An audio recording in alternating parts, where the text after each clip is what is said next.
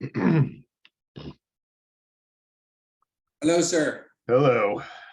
It's been a couple weeks. All right. Yeah, we're at it again now. Yep.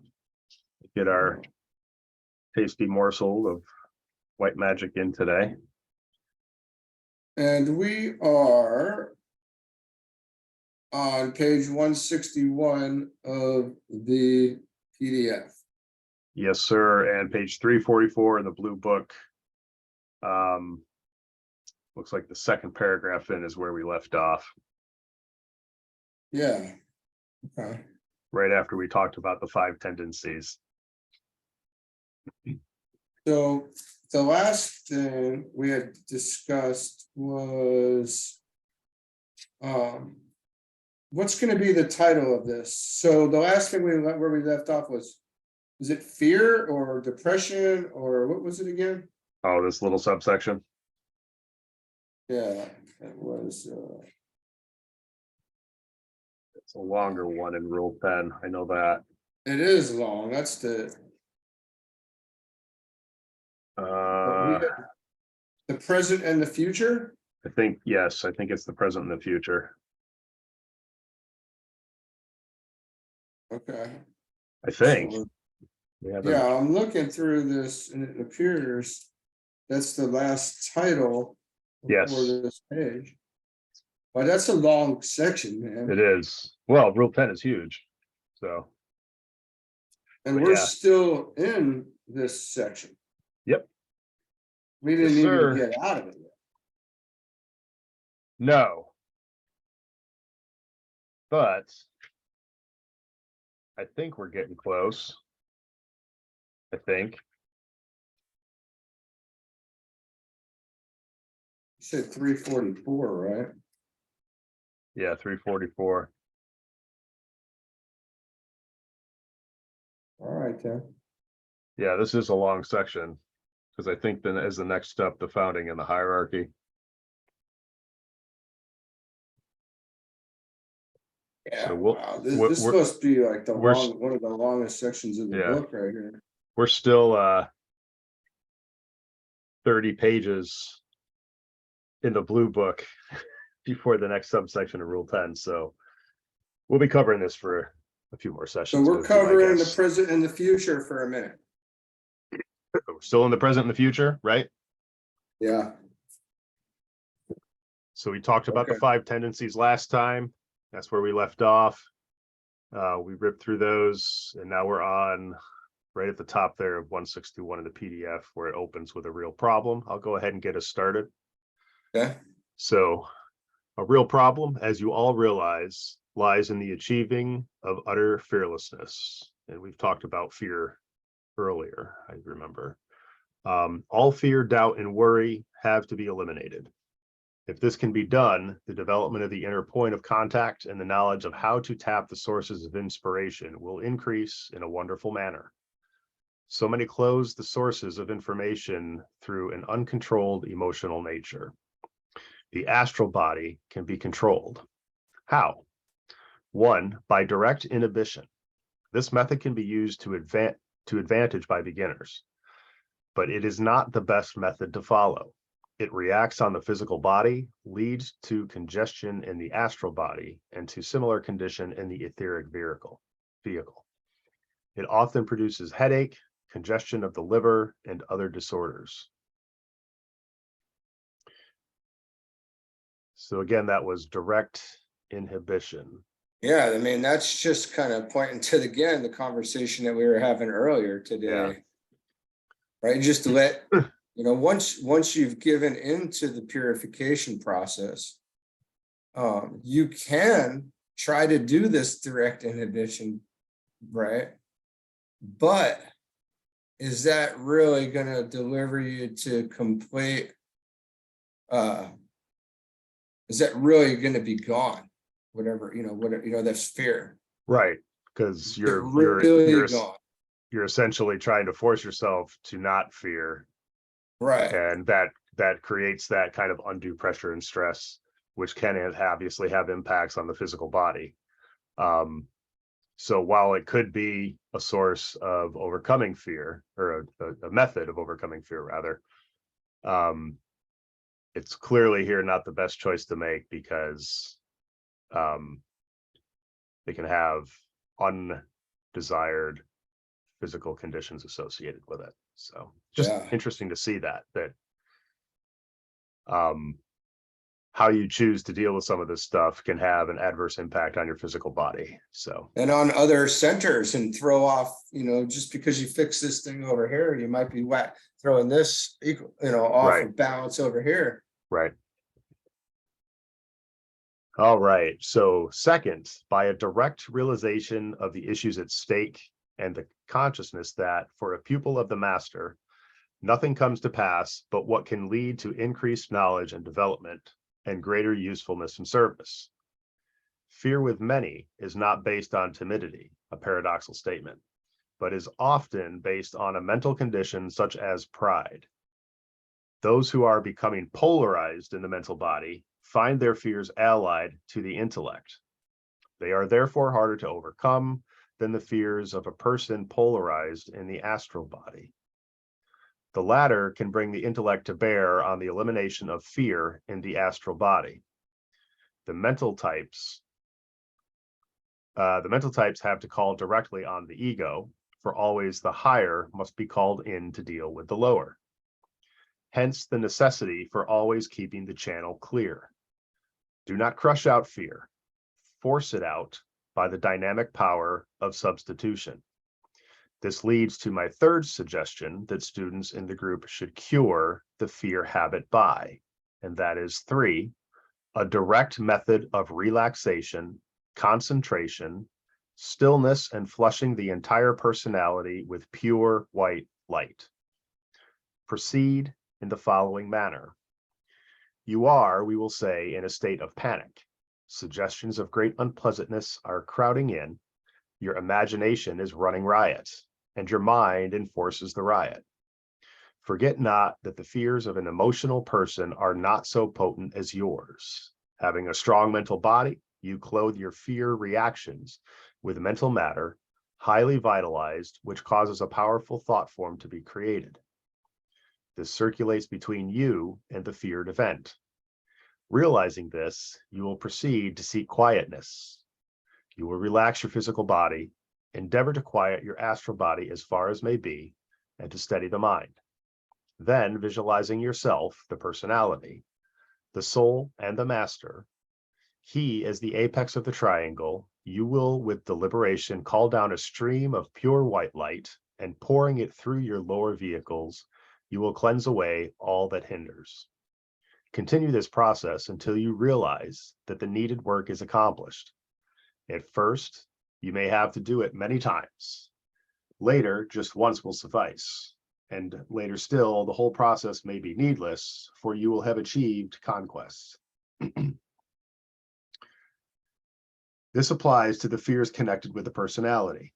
You use the love aspect, flooding yourself with love and light. The legitimate fears which arise from things connected with the circumstances of the work to be done, and from the knowledge of materialized obstructions to the work, must be treated somewhat differently. Here again, a definite method must be followed. Still the physical body. Quiet by a temporary inhibition the astral body. Link up with the ego and definitely reason out the proper method of procedure in meeting the difficulty. Having exhausted all the higher rational methods and having clearly seen your course of action, you then raise your vibration as high as may be and call down from intuitional levels added light on the difficulty.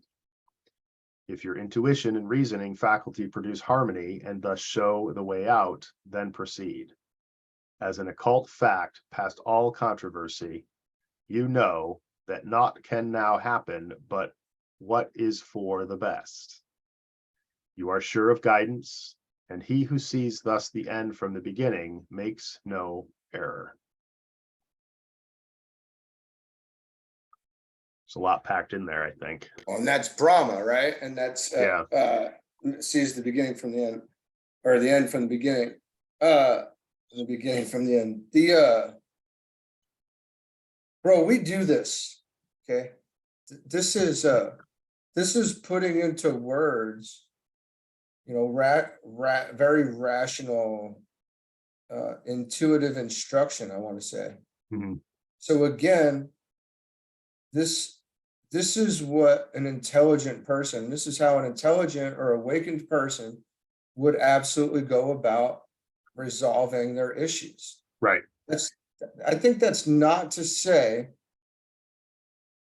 when there's this fear is a son of a gun, Hmm. causes a lot of people real difficulties, man. And but for the military types, I think that's a bit different. There's the benefit of having been a military guy, Hmm. because life is short, and blah blah blah, and there's nothing to be scared of. You learn it in a different way, and then we should be able to intuitively know that whatever fears are added onto our lives are because we put it there, and then we should Right. know that it's temporary for us. Now, for others having not been in the military and having not faced a lot of their fears, potentially, but they're at this point, right? So we're all at this point here, right? Is that right? I think He's so. talking to somebody who's in between the first and second initiation, right? Right. Essentially.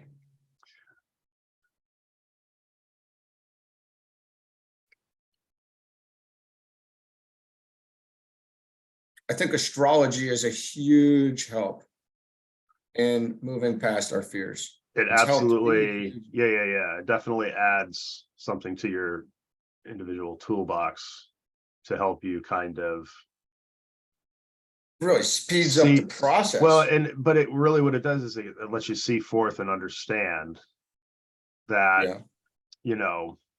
it gives you some insight to not really what might be coming, but well, yeah, in a sense, I guess it does. I mean, you're not necessarily going to know what that specific thing is that might be coming, but it gives But you a it's sense for your of, benefit now. exactly. And I was getting to that. It's for your benefit. But you have a sense of a cycle within your path that's going to be approaching. And it gives you a sense of kind of where you should be pointing your azimuth towards to work through whatever it is coming. Now, it won't tell you exactly what it is, the specific thing that's coming. And you might drive yourself crazy if you just try to sit down and just ponder and think what that future thing might be coming that's coming. For me, it's been more of something hits during that, one of those transitions, and you reflect back on, the advance notification through the transit that you had, and you're like, okay, that's what that was, or that's what this is that I'm going through. So it gives you a sense of calm, I guess. And yeah, knowing that it feeds into your overall path, it's completely intended, and it's there to help you grow. Well, there's an initial bit of trepidation in that, in the beginning, going through the first year with your transits. I want to say there is for sure. There is like, man, am I just literally at the mercy of, whatever forces want to come along and zap me into whatever situation they want, or until we work with these things and figure out that this is all for our benefit. Right. There is nothing to be fearful of at all, ever. And that takes a minute of getting used to, I want to say, in that, Yeah. And if you haven't dealt on astrology yet, then you don't even know if it's something to be fearful of yet. So what in this life have you not faced? How about that? If you haven't faced astrology eyes open, how are you going to know? Right. And he's saying, we have to, in order to move past this point, period, fearlessness, utterly fearless. utterly, like death staring you in the face, fearless, every minute of the day. Right. That is, It's a heck of a thing, fear too, and you can't think that you're over. And I could be wrong in this, but in reading through this, it's not, and this might even go back to the first, but your overcoming of your fear isn't necessarily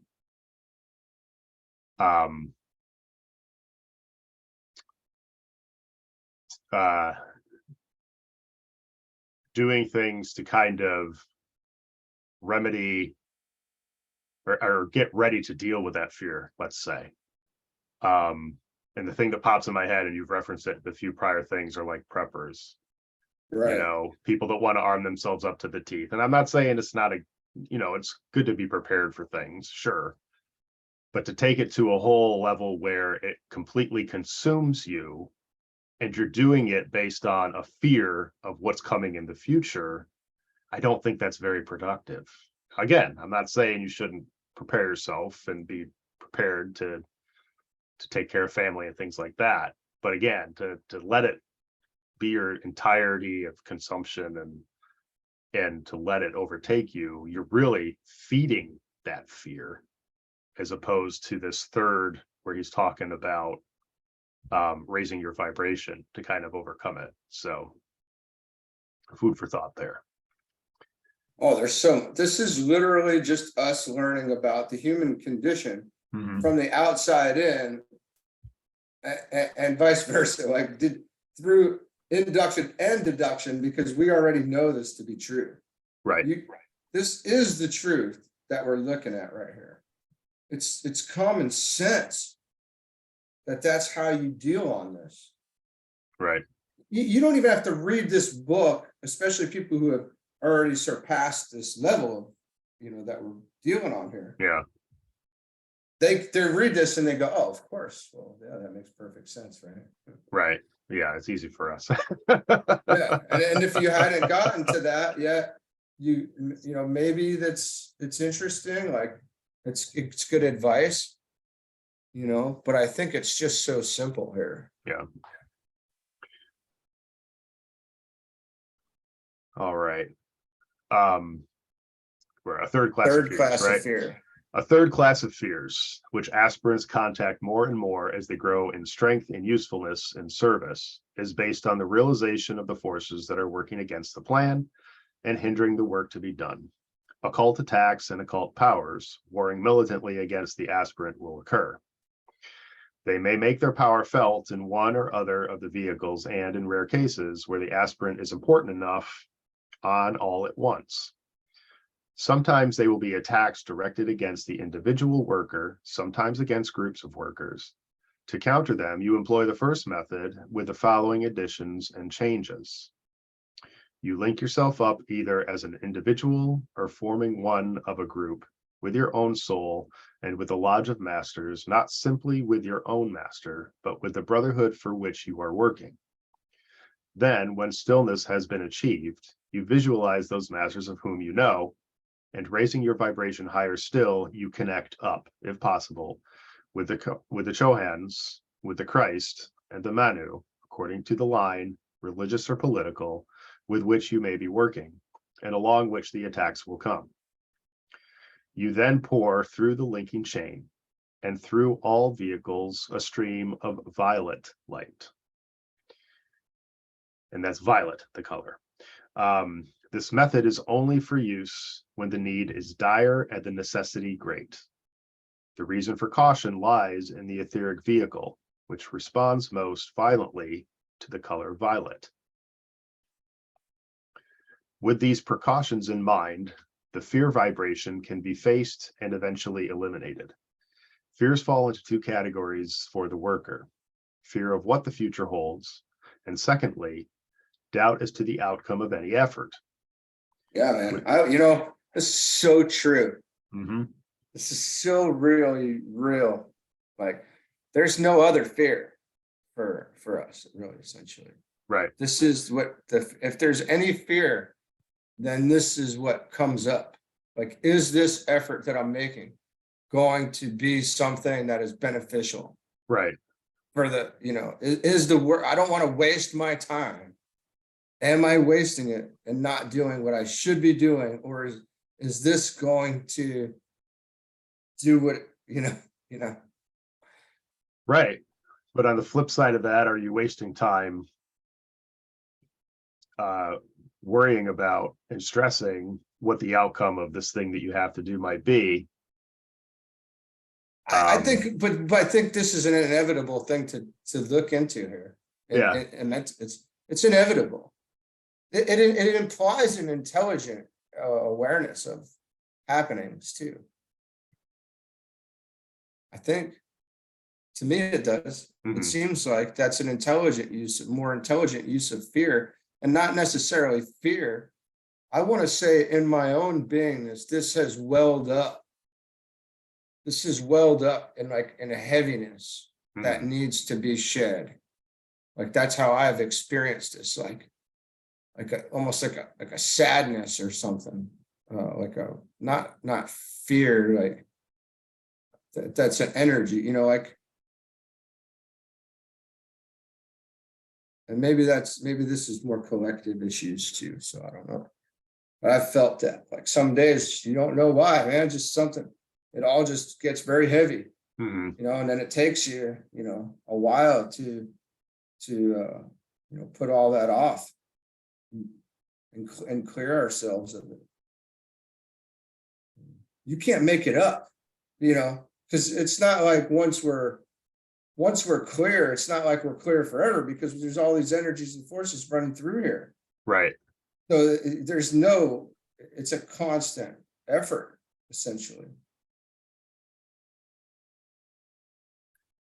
Bear with me a second. Yeah, no, I just wanted to take down a quick note.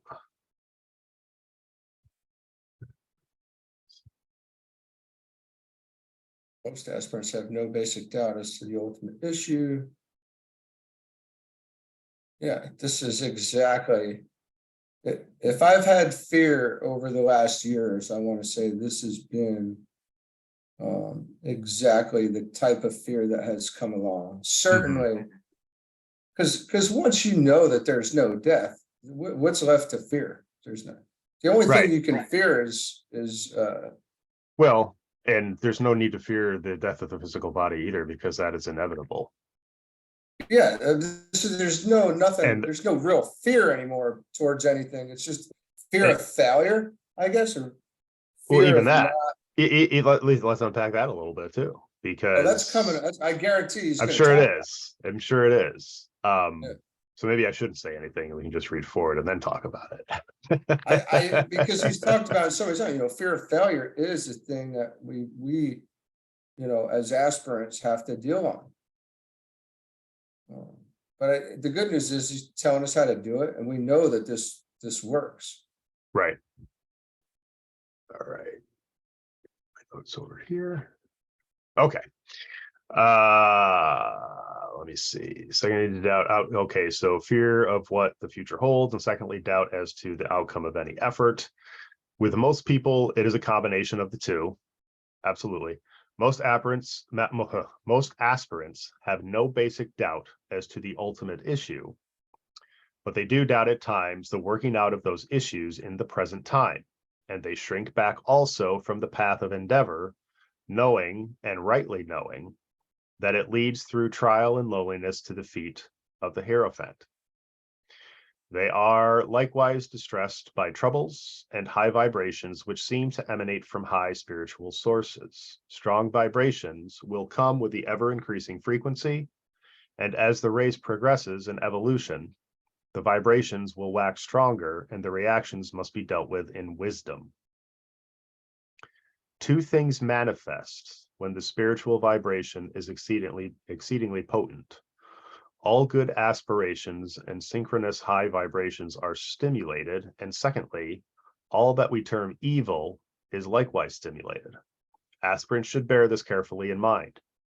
There may demonstrate such a factor as a crime wave, but there will also demonstrate an increasing number of groups that stand for spiritual endeavor and high aspiration.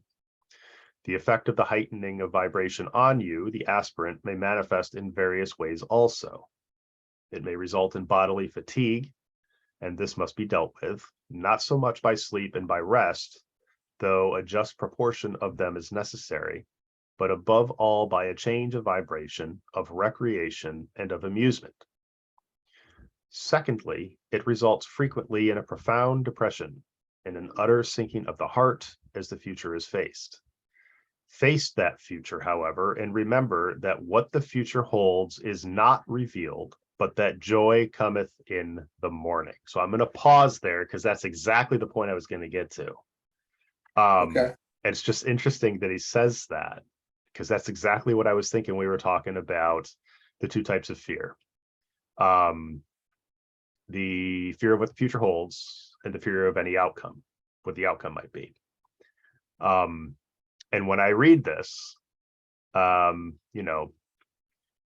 that what the future holds is not revealed, but that joy cometh in the morning. So yes, what is the point in fearing those things when no matter what you do to prepare for it isn't going to matter, because the outcome is going to be the same.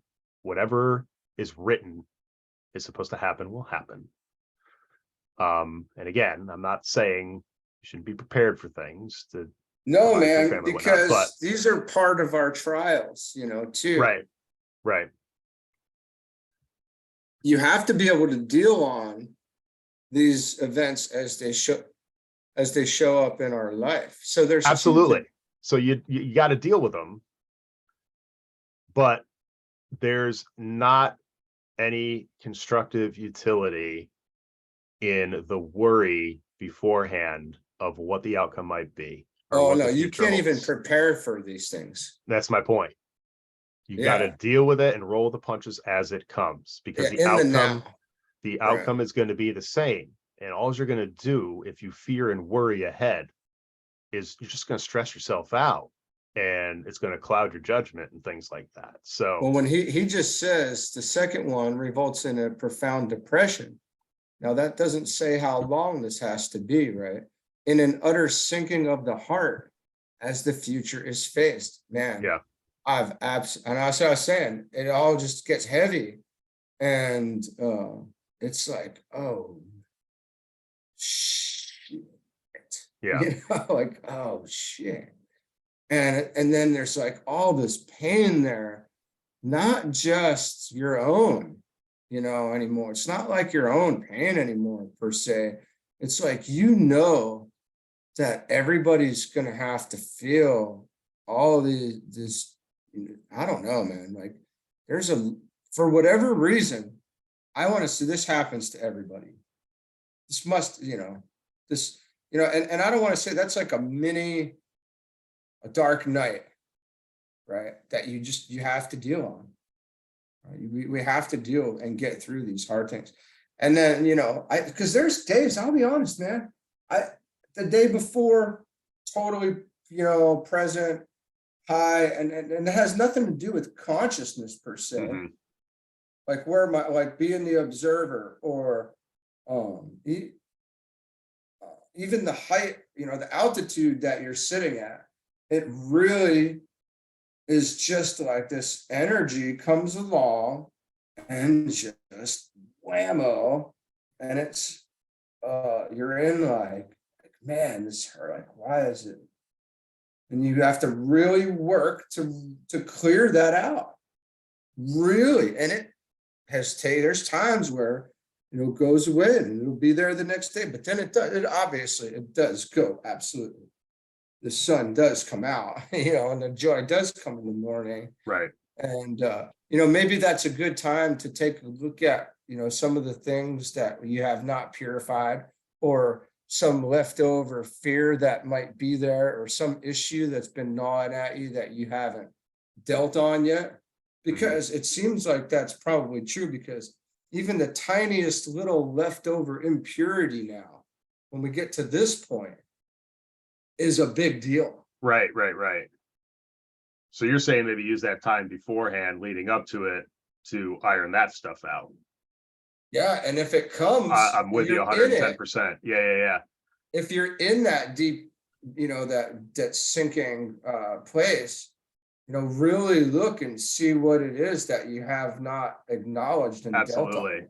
So that is, I think, a more intelligent use Yeah, um of dealing with what might come. Getting yourself right, ironing out those few things of impurity that you've maybe been that have been sinking you, because it's better to prepare yourself for the right being if that end result is an inevitable whatever, as opposed to arming yourself to the teeth for an enemy, that a physical enemy that might not really come, and if they do, you might be dead anyway, physically. So better to have yourself prepared for where you're going after that point, so some food for thought there. But yeah, use your time wisely. yeah. Oh, this is So great. and it's that can be a bit difficult for most people to overcome, because let's face it, we're in the work world, in our professional lives, we're kind of trained, and we have to take this approach of all this variety of scenario planning to get to the optimal result. So there's a place for doing some of that, but to the point where it gets so, it like just sucks up all of the time. I see that's a difficult thing, man, because you have to do that in your work life, but you literally have to give completely in the opposite way in your spiritual life. Exactly. Right. And Yeah. it's not just work life too. I mean, you see it. It's like this whole push of being prepared for whatever might come. And it's just, it's kind of pointing people in partway in the wrong direction. Again, it's good to think a little bit, I think, about that, because that's what we are. We're physical beings here that have to work through these things. But I just don't think there's utility in letting all of that consume you to the point of you really make no real progress when you get to that point. But Oh, well, anyway, you're lacking faith too. So there's that. right. That's a lack of faith. So, all right, moving on. So yes, joy cometh in the morning. It results also in a sensitiveness of the astral body that is, perhaps, even more hard to bear. This must be dealt with by the individual as best he may, bearing in mind the suggestions that I have given him. It results also in a permanent stimulation of the atoms in the various vehicles of their coherent, stabilized vibration. It lifts a little nearer to the goal, though perhaps the aspirant may not realize it. Everything depends upon the pupil's ability to grasp the inner meaning of all events. His entire progress upon the path rests upon his attitude in making the teaching his own. It is only as we transmute the lessons on the inner planes into practical knowledge that they become part of our own experience and are no longer theoretical. Expansion of consciousness should be an ever-increasing practical experience. Theories are of no value until we have changed them into fact, hence the value of meditating on an ideal. In the meditation, our thoughts vibrate temporarily to the measure of a conception, and in time that vibration becomes permanent. Those who with open eyes enter on occult training need indeed to count the cost. The reward at the end is great, but the path is rough, and the true occultist walks it alone. The capacity to stand alone, to assume responsibility, and then to carry all through single-handed, and to brave evil for the sake of the good achieved is the mark of a white brother. Be prepared then for loneliness, for dangers of a dim and obscure character, and expect to see your life spent for no reward that touches the personality. It is only as the consciousness expands and one finds one's true position in the cosmic whole that the reward becomes apparent, but cease from fear and know that the personality is only temporary, and what matter if it suffer? Which is a question. Some good gained from the universal brotherhood, some law explained and demonstrated in the life of every day, may make the master say eventually, yes, eventually after all is over, well done. Let your eyes therefore look straight on. Turn not to the right hand nor to the left. The path leads upward and on to greater rapidity of vibration and to greater sensitiveness. Seek the point of balance in your work and keep that balance, for the years hold much work, much pressure, and much suffering. It's yeah. You don't when you look back,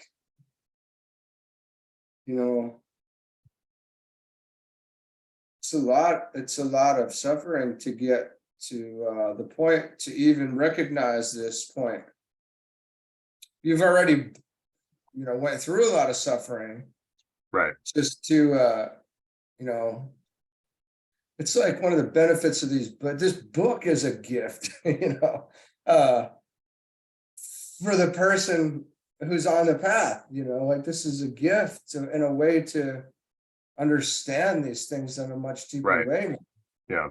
And be able to actually see others in it.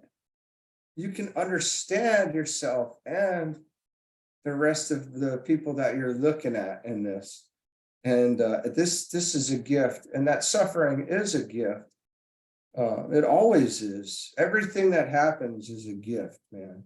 And that makes you maybe look insensitive, but there's a strange period where that's like you may look insensitive, but an intelligent person would still be able to look sensitive and appear sensitive and appear empathetic towards others' suffering, but inside recognize the beauty that suffering is delivering them to the next level of things. Absolutely.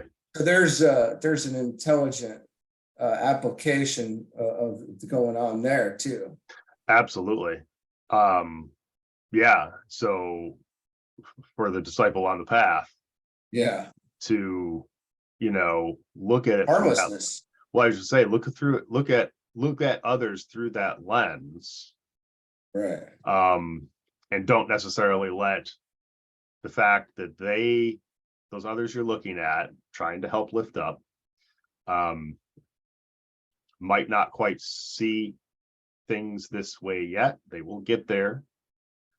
But to look at that intelligently, like you said, and kind of be compassionate towards them. And while you're inside, okay, this is that kind of turning point that they're going through where I once was. Right. In other words, disciple's been. And the disciple shouldn't let that get them down. Like, I can't believe you're not seeing it this way type of thing. It's because we were there, and it's just like, that's low level stuff there, man. Right. So yeah, this is great. I mean, and eventually to become a master of compassion, like you're saying. Yeah.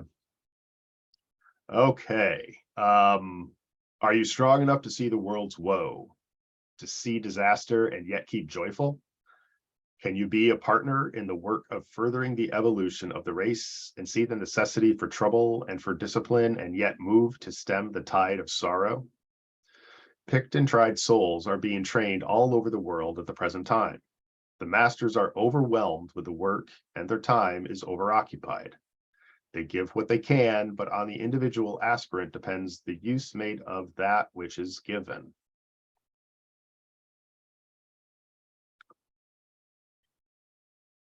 So that kind of feeds your point of this is all a gift. It is every last bit of it, and it's really like it's hard to bring that into full consciousness. And I want to say that that's something that takes time by itself, but it does. It's part of the process. Right. Eventually, you just see it all as really beautiful. Right. Right. Or necessary at minimum. Probably necessary. You see it. Oh, okay, it's necessary.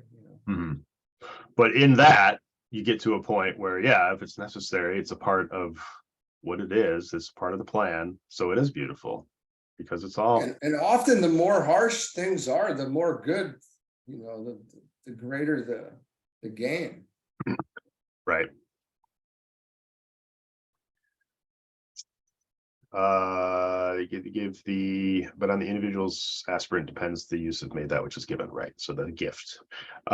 Those of us who watch and guide on the inner side of life realize more than perhaps you who bear the burden and heat of physical plane existence know. We know your physical disabilities and someday may be able to help definitely in the building up of strong bodies for world service. Now, such as the astral miasma, it is well nigh impossible for you, our struggling brethren, to have good health. The karma of the world prohibits it. The astral corruption and the foul cesspools of the lower levels of the mental plane infect all, and lucky is he who escapes. We watch with tenderness all of you who, with weak and sensitive bodies, struggle, work, fight, fail, continue, and serve. Not 1 hour of service, given in pain and tension, not one day's labor followed with racked nerves, with head tired, and with heart sick is allowed to pass unnoticed. We know and we care, yet we may do naught that you, struggling in the field of the world, can do of that which is needed. The world's karma engulfs each of you at this epoch. If you could but realize it, the time is short, and rest, joy, and peace are on their way. The half-gained victory, the days lived through with a certain measure of success, yet with an unachieved ideal, the minutes of exhaustion of soul and body, when the emptiness of everything, even of service itself, seems the only noticeable thing, the weeks and months of endeavor and of struggle against apparently insuperable odds, against the stupendous power of the forces of evolution, against the roaring tide of the world's ignorance, are all known. Take comfort in the assurance that love rules all. Take courage from the realization that the hierarchy stands. Those who are to teach the world more about the masters and who are being trained to be focal points of contact are put through a very drastic disciplining. They are tested in every possible way and taught much through bitter experience. They are taught to attach no importance to recognition. They are trained not to judge from the appearance, but from the inner vision. Capacity to recognize the master's purpose and the ability to love are counted of paramount importance. Aspirants who seek to be chosen for work as disciples must lose all desire for the things of self and must be willing at any cost to pay the price of knowledge. If proof is to be given to the world of the subjective realm of reality, it will be bought with the heart's blood. For only in the blood of the heart can power be safely gained and wisely wielded. As you go on, and as aspirants study the hidden laws of nature, you will realize the need for the price paid. The spiritual unfoldment of the disciple's character must keep pace with his inner knowledge, and this knowledge grows in 3 ways. 1, by definite expansion of consciousness, which open up to the disciple a realization of the points to be attained. This produces in his mind a formulation of what lies ahead to be grasped and is in the first step towards acquirement. An aspirant is definitely taken on the inner planes and shown by a more advanced chela what is the work to be done, much in the same way as a pupil is shown by his master the lesson to be learned. 2, the next step is mastering of the lesson and the working out in meditation and experiment of the truths sensed. This is a lengthy process, for all has to be assimilated and made part and parcel of the disciple's very self before he can go on. It resembles the working out of a sum, figure by figure, line by line, the working out being carried forward until the answer is achieved. This work is done both on the inner planes and on the physical. In the hall of learning, the pupil is taught nightly for a short time before proceeding with any work of service. This teaching he brings over into his physical brain consciousness in the form of a deep interest in certain subjects, and in an interesting aptitude to think concretely and abstractly on the various occult matters that are occupying his attention. He attempts to experiment and tries various methods of studying the laws, and in process of time arrives at results that are of value to him. Time passes, and as he appropriates and knows more, his knowledge takes a synthetic form and becomes ready to teach and to impart to others the residue of knowledge of which he is sure. 3. In teaching others comes further knowledge. The definition of truth in teaching crystallizes the facts learnt, and in the play of other minds, the aspirant's own vibration becomes keyed up to even higher planes, and this fresh intuition and fresh reaches of truth pour in. When one lesson has in this way been mastered, a further one is set, and when a pupil has learnt a particular series of lessons, he graduates and passes an initiation. The whole group he teaches is benefited by his step forward, for every disciple carries those he instructs along with him in a curious, indefinable sense. The benefit to the unit reacts upon the whole. A master carries his disciple on and up with him in a similar manner. The manner is abstruse and largely one of the secrets of the law of vibratory expansion. The initiation of the Logos has a universal effect.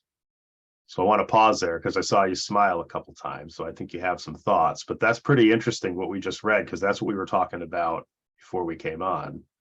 About, oh man, this is kind just, of, yeah, there's so much, and none of these are, as we try to put these things into words, it's like it ends up coming out, personality based, it's so foolish in a sense, man, because we're looking at this thing and it's really just, there's so much more to this, right?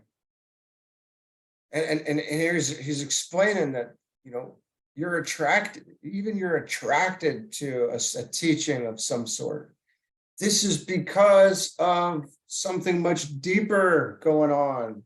right. And on the inner planes, when you're not in the body, when your soul, or these things are much deeper. This is a reflection of reality that is reflected again from the monad. So, the monad has its reflection in the soul. The soul has its reflection in the personality, and we're every one of these things on the way up. So we have these higher selves, and it's just so amazing to see these words really put out here. And we've had conversations about every one of these things. Right. People say, "Oh, we're pulled." I knew we were pulled together for a reason. Oh, did you? Yes, you did know that. We did know that. Of course, we knew that. There's deep meaning in all of this, but even more than that, we're moving on together in different realms, right? And we're tied much closer with people than we can even begin to imagine, right? And we're going to continue on, right, with each other, and keep the growth going, and working on to newer levels of service together and all. Right. It's like, oh, I knew that we were brought together for a reason. Yeah, yeah, we did know that. But now you can understand that this goes way beyond that. Yes, we're even if the person's not in a body, it makes no, we're still moving on together. There's just so much. Well, and all of those elements of the group might be at a different stage, right? But the point here too is that we're all going in the same direction because we're being pulled up. I mean, because essentially we're all one, but that master is pulling you up, pulling each of us up a higher vibration to a higher vibration. Yeah, but who's to say, because we don't really know here, right? Like it could already be done there. It's just not expressed here properly. Like this, the subjective is, or it's not objectively expressed yet, even though there it may already be a done thing. So then there's this catching up that happens down here, and maybe some of us are helping others catch up to where they're actually already at, and so that these awarenesses can come very quickly for people, to get back caught up, or something clicks and makes really good sense right there, and it's just it's amazing. Just this everything we're talking about is about the inner world, right? It's about the esoteric. It's about the other side of this. It's about moving away from the physical side of this and being able to comprehend and understand and know what higher levels of consciousness or expansions are, and then at some point to begin to understand how this works on the other side, so we can see it from the opposite direction too. Right. We can look at it from the other way. Now we're talking, because now you see everything kind of going on at that point. That's an enlightened person. Yeah, this is just so amazing, man. Yeah, to move up in that higher mental and stay there. Well, until you build that anahara and you move on up. But well, and he says up here, what he says just not that long ago, that that it's on the rest, joy, and peace are on the way, if you could but realize that the time is short. That's something to really contemplate on there too, right? Like, so this last section that we hit was a doozy for me anyway, because it's absolutely, it's all true. And as this is between me and you, and if anybody's going to pick up on this, it's great. Between me and you, when we were talking about going through the Manu and the Christ earlier, and he's talking about bringing everybody in the hierarchy together, right? Well, are they not your etheric centers? right. Are these not levels of consciousness in your own self? Is the hierarchy you?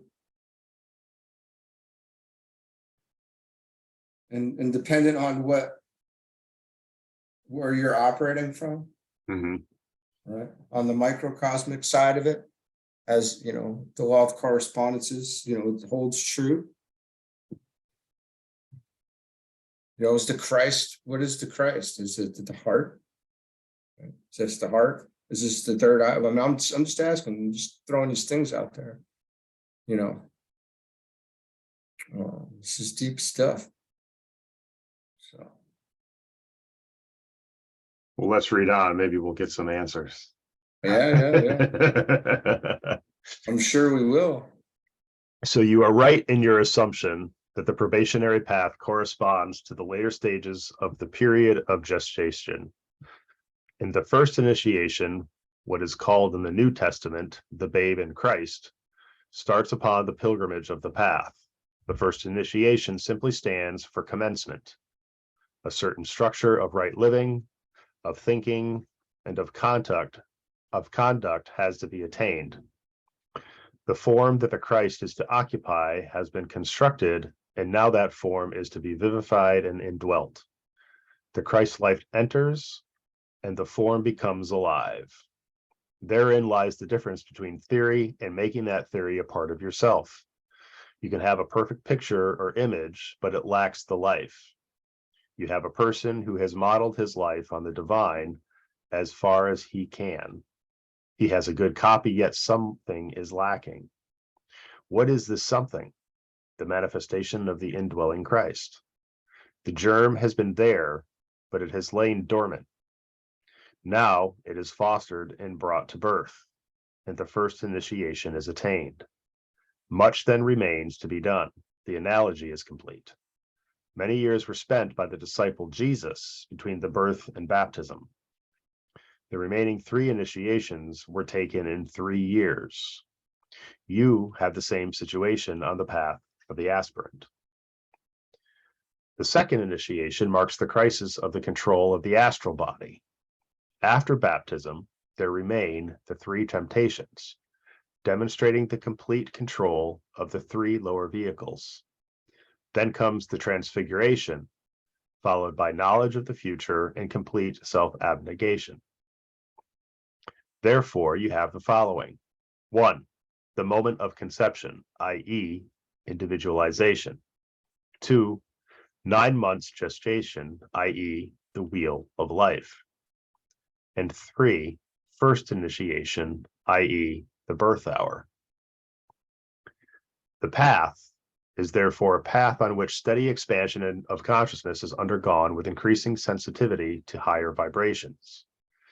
This works out at first as sensitiveness to the inner voice, and this is one of the most necessary faculties in a disciple. The great ones are looking for those who can rapidly obey the inner voice of their soul.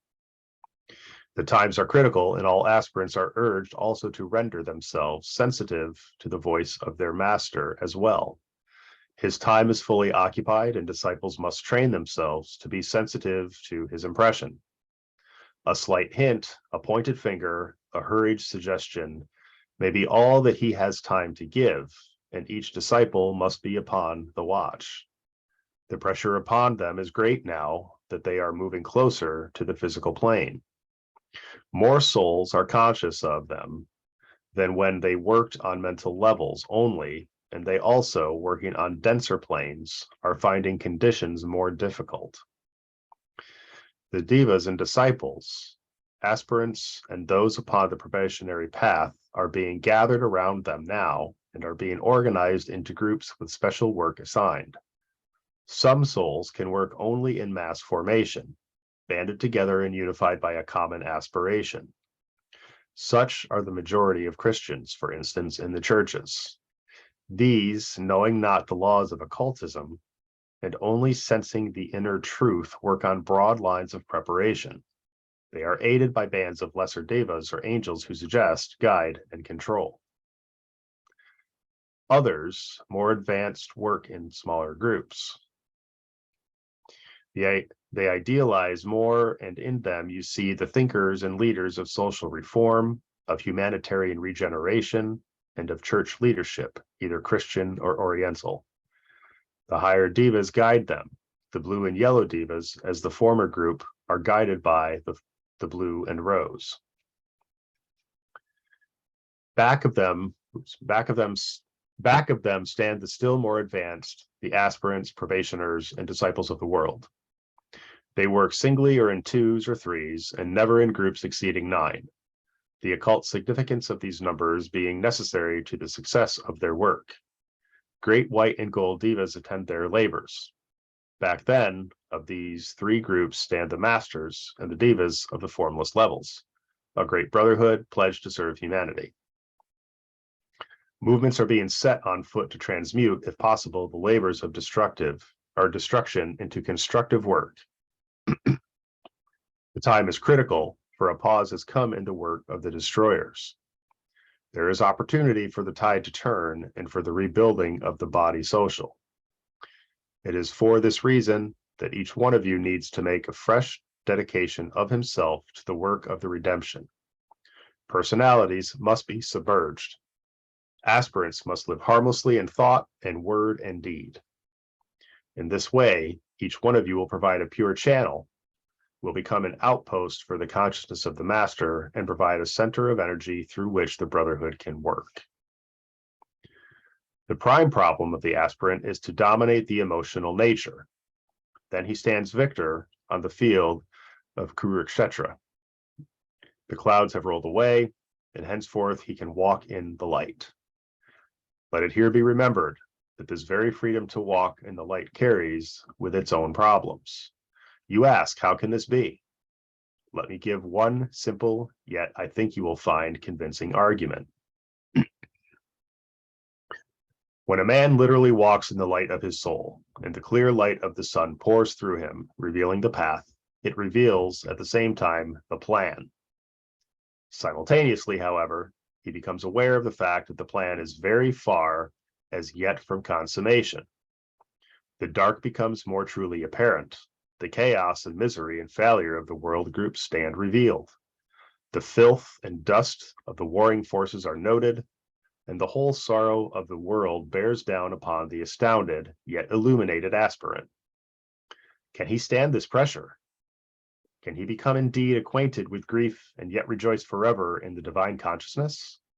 Has the ability to face what the light reveals and still go his way with serenity, sure of the ultimate triumph of good? Will he be overwhelmed by the surface evil and forget the heart of love which beats behind all outer seeming? This situation should ever be remembered by the disciple, or he will be shattered by that which he has discovered. That's deep Dang. stuff, man. Yeah. Yeah, I mean, it's so true. You know, I mean, it just is that way. But here's the thing. He's saying, he already gave us he already told us what to do here. Mm-hmm. He said, this is the way it is. This is what you need to remember. You're fine. You're fine. You can do this. Keep us in mind. Keep me in mind. Keep, be illuminated. Be, stay in love. And you're not going to be shattered because you are smarter and you've dealt on this and you have more experience than that. And that's what I see. Mm-hmm. He's literally saying, can he become indeed acquainted with grief and yet rejoice? Of course, he said, you're going to do this. Right. This is what you're doing now. Yeah. Excuse me. All right. But with the advent of the light, he becomes aware of a new, for him, form of energy. He learns to work in a new field of opportunity. The realm of the mind opens up before him, and he discovers that he can differentiate between the emotional nature and the mental. He discovers also that the mind can be made to assume the position of the controller, and that the sentient forces respond with obedience to mental energies. The light of reason brings this about, light that is always present in man, but which only becomes significant and potent when seen and known, either phenomenally, or intuitionally. Much false teaching is going about these days in connection with the mind and the soul. It might be summed up in the teaching of one school which shall be nameless, as follows. Nature is cruel and selective. She works by the law of the survival of the fittest. In the process of selection, millions of lives are sacrificed and much birthing of forms comes to naught. Hence the achieving of soul life is a rare event. Few people have souls, and only a few therefore possess immortality and go hence to their own place of power to return no more. The rest are lost, submerged and swallowed up in the general process of nature, and the human kingdom as a whole is a dead loss except for a few emerging and significant figures which the past and the present produce. They have achieved through the sacrifice of the many. But the reaction of men themselves to this teaching is an adequate answer.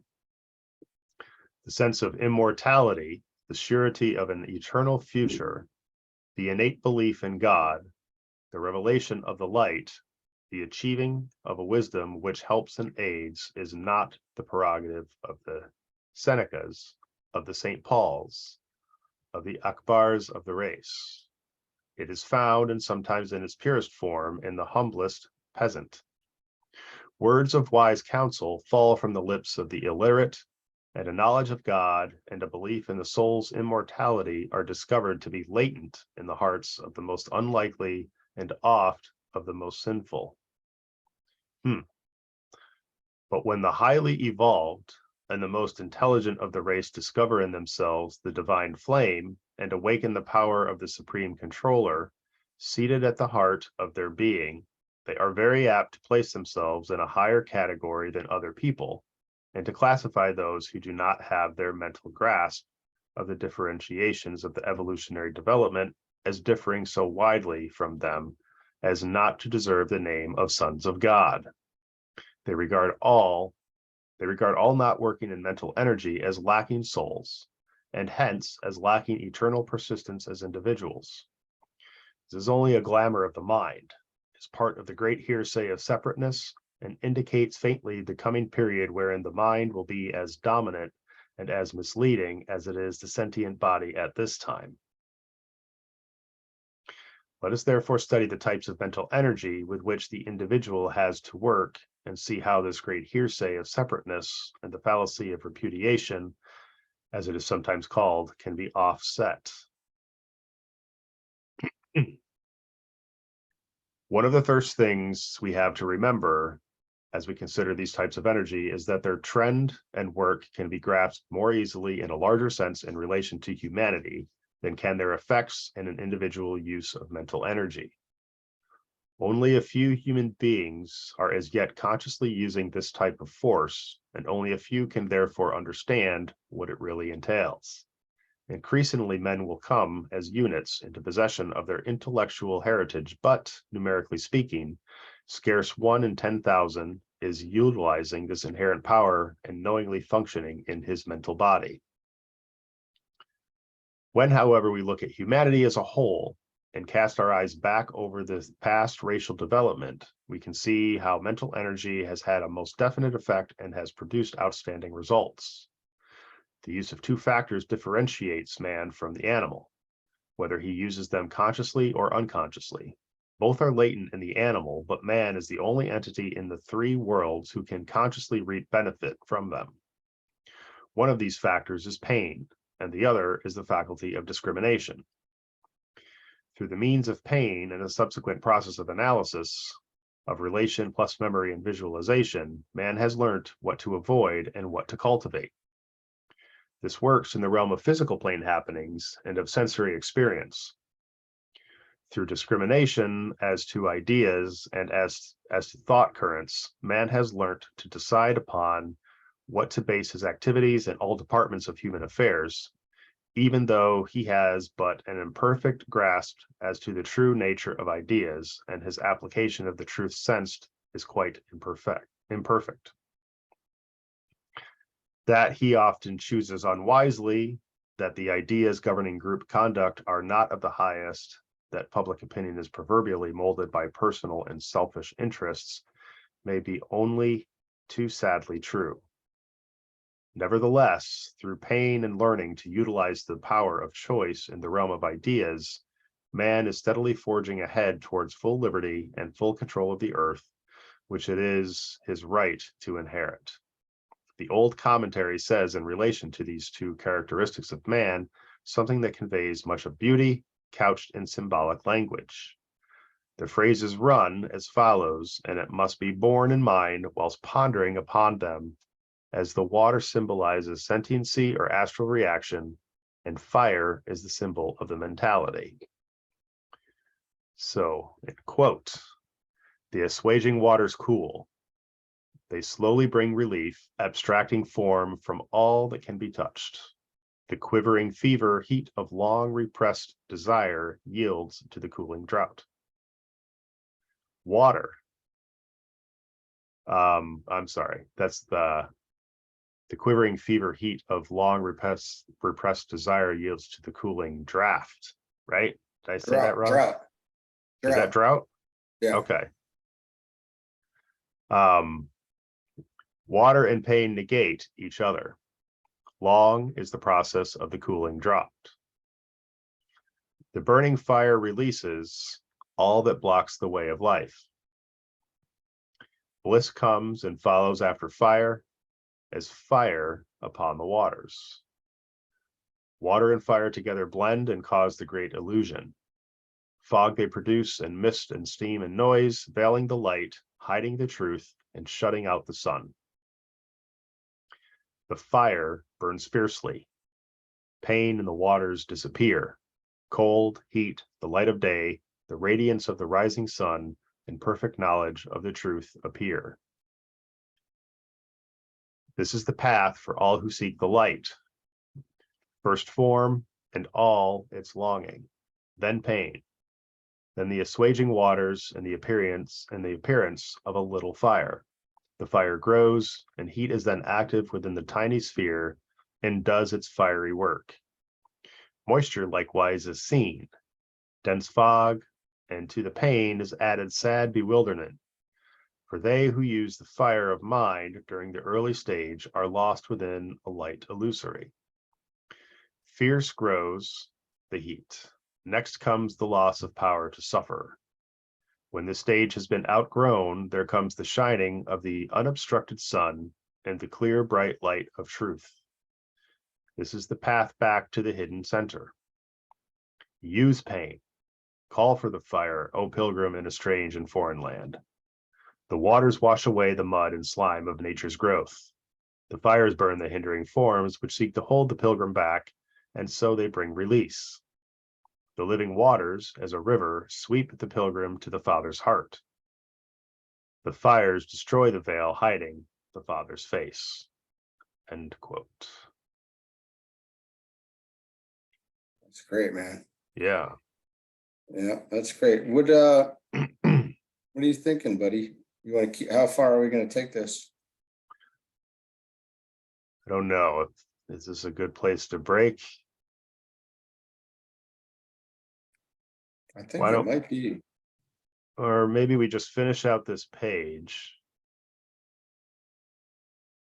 Let's just finish out this page. Do. Yeah, let's finish out this page. I love this stuff, so I'll do this in a bit. I think the rest of this page kind of feeds from what we just talked about, I think. So perhaps one of the first things that every student has to learn as he seeks to grasp the nature and use of mind is that public opinion has to give place to individual consciousness of right, and that then that individual consciousness has to be so employed and concentrated that it is seen in its right proportion as that living germ which can expand into the divine flower of the Son of Mind, the Manasaputra, and as the thread which leads back into the realm of the universal mind. This thread and this consciousness, when followed, will lead the individual into the council chamber, wherein the plan and the purpose of the great life will stand revealed, and wherein all human selfishness and self-seeking fade out in the clear light of the will of God. Through right understanding and right use of control of the astral nature and a comprehension of the nature of the sentient consciousness, man can penetrate into the very heart of God himself and know past all controversy that all is well, for all is love. Through right use of the mind and through correct understanding of the nature of the intellect, man can enter into the mind of God and know that all is well, for all is planned, and divine purpose is steadily working out its objectives. The work of the Atlantean adepts was to impress upon the world consciousness the fact that God is love. This is a symbolic expression of the truth, as is the use of the word God. The work of the Aryan adepts is to impress upon the world consciousness that God is will. To do this for the human family, they work with the intellect so as to bring it into control, to subordinate other forms to the mind, and through the mind to reveal to man the vision of what is and what will be. Man is therefore brought into line with the esoteric head center of the one life. In the animal kingdom, through the development of sentiency and its allied unfoldment through pain, they are bringing those types of forms into line with the head center in nature. This is a phrase conveying a truth which cannot be more clearly expressed until man has become more inclusive in his consciousness. Through color in the vegetable kingdom, those forms of divine manifestation are also brought into vibratory contact with that center of force in nature, which is analogous to the throat center in man. In using these words, I can refer primarily to the life which is expressing itself through our planet, to our planetary logos, but the idea can, needless to say, be progressed to include the great life of which our planetary logos is but a reflection of an expression. Man, the brain of nature, the animals, the expression of the heart, the vegetable world, the expression of the creative force or of the throat center. These three kingdoms in nature forming, in a peculiar manner, correspondences to the three higher centers in man, as the three kingdoms on the involutionary are correspond to the lower three, or to the three lower centers. And the mineral kingdom, abstruse as the idea may seem to those of you who have not the consciousness of the life aspect, corresponding to the solar plexus, the great clearinghouse between that which is above and that which is below. These analogies change as time progresses. In Lemurian days, viewing it as a kingdom in nature, humanity expressed the solar plexus aspect, whilst the animal kingdom stood for the sacral center. And the center at the base of the spine was symbolized by the vegetable kingdom.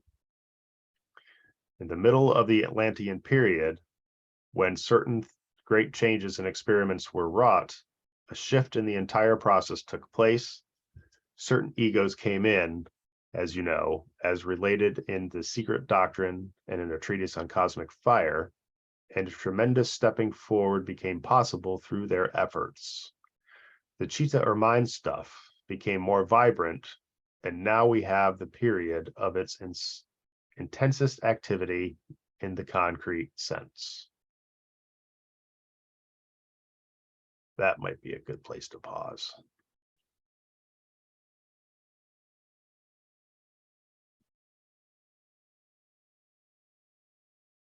Yeah, this is it's deep stuff, man. There's a lot there to reflect on.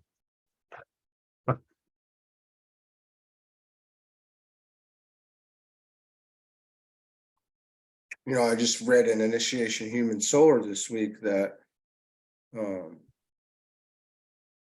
that it used to be in Atlantean days, the second initiation was I think it was by water, but now it's by fire. Mm-hmm. Because it kind of stepped up, and it makes sense. If we look at the chart, I think, but this fire that we're always talking about, I think, I want to say it becomes very real, right? So it's a very real thing, this fire thing, and how it plays out in our life.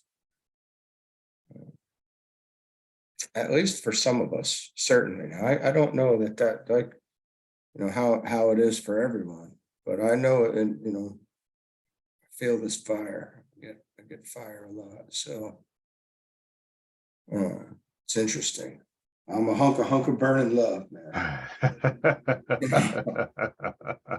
That's crazy. And I mean that, and I say it, and it's true.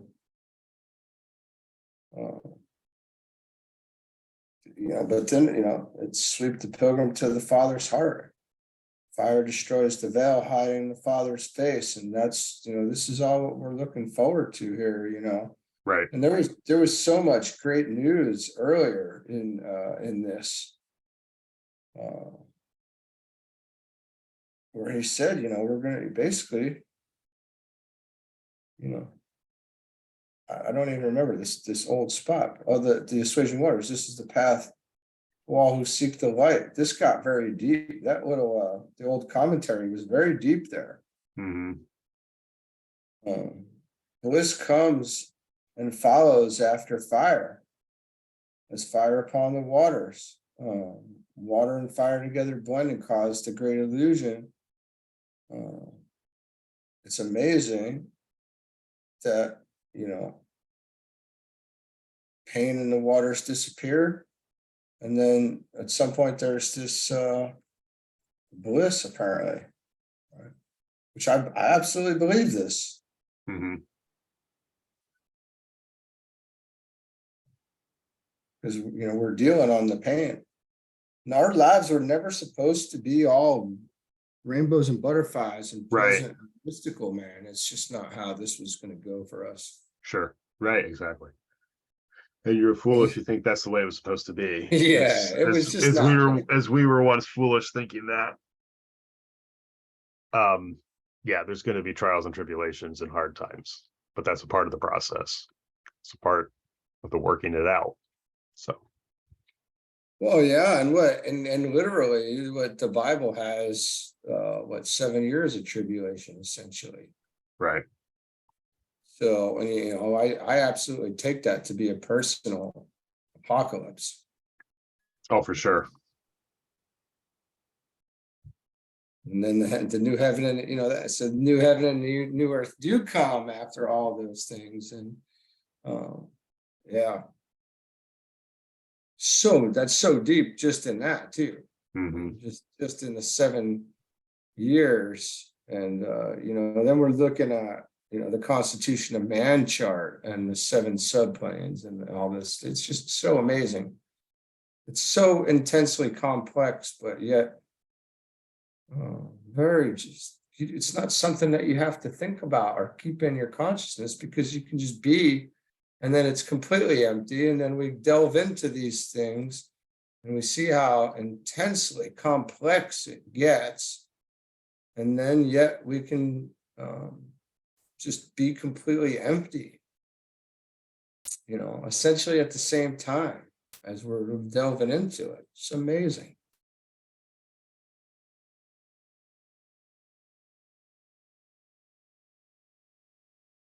How just high vibratory state, you know,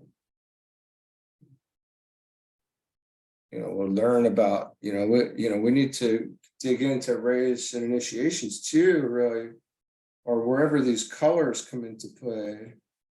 And we see how these, the colors of the planes exist as well.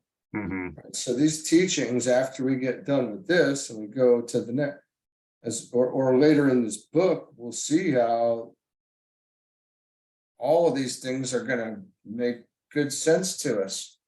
We'll understand at some point the colors and the meanings of the colors and what rays these are, or planes, and how these things are interacting. And not that I don't know. It's not something that is, I know it's in the books. That's the best I can do. Well, what else you got, broski?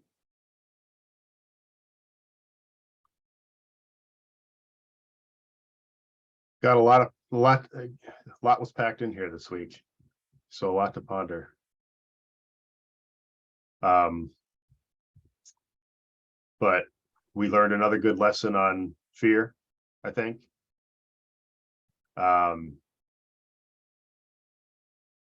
And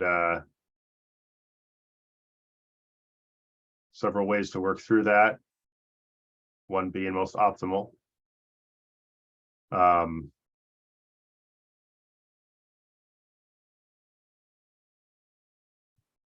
think it also speaks to that, the intuition of the way, you're intuitively working these things out is proper. Absolutely. What it was happening appropriately. Right. We are dealing with these things. Right. Yeah, definitely. And to not Not worry like it's not like anytime we go through these things, we're going back to, well, DK said to do this, and this. That's not how we handle it. Right. We put ourselves in a state of meditation, and we bring ourselves up, and it's a constant clearing out and lifting up and getting to the highest level of consciousness that we can. And as soon as we do that, we generally do flood the below with light. Right. and then give that away, that love away, and then you find yourself clear and free again. And it's gone until the next thing comes about. Just a natural flow. Yeah, I love this. I love this stuff. This is so intriguing. It's a gift, like you said earlier. It really is. It really is a great gift. Not everybody will realize that right away, but as the mind Just to have been matures, drawn to this is Yeah. this amazing, great gift, right?